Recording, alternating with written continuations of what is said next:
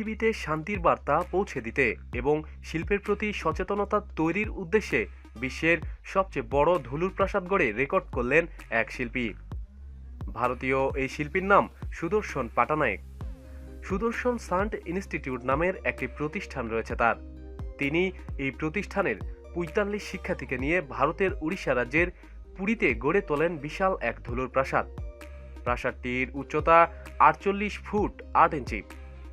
ইউপিআইয়ের প্রতিবেদন থেকে জানা যায়, ধুলোর প্রাসাদের এই বিশাল উচ্চতার কারণেই আগের সব রেকর্ড ভেঙে সুদর্শন সান্ট ইনস্টিটিউটের তৈরি ধুলোর শিল্পকর্মটি পৃথিবীর সর্বোচ্চ ধুলোর প্রাসাদ হিসাবে জায়গা করে নিয়েছে গিনেস বুক অব ওয়ার্ল্ড রেকর্ডের পাতায়।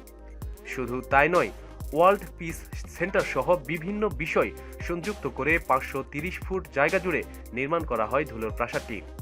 এই প্রসঙ্গে পাটানায়েক বলেন, পৃথিবীর সবচেয়ে উঁচু ধুলোর শিল্পকর্ম দিয়ে বিশ্ব শান্তির বার্তা ছড়িয়ে দিতে পারায় আমি অনেক খুশি।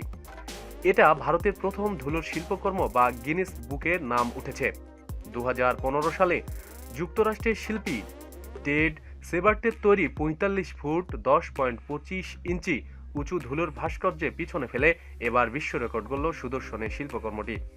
তার ভাস্কর্যে রয়েছে আলাদা এক বিশিষ্ট, সেটা হলো অন্য ভাস্কর্য তৈরিতে যান্ত্রিক সাহায্য নেওয়া হলেও সুদর্শনের পুরোটাই খালি হাতে তৈরি ছিল। প্রতিদিন সব খবরাখবরের জন্য সাথেই থাকুন এবং সাবস্ক্রাইব করুন। ধন্যবাদ।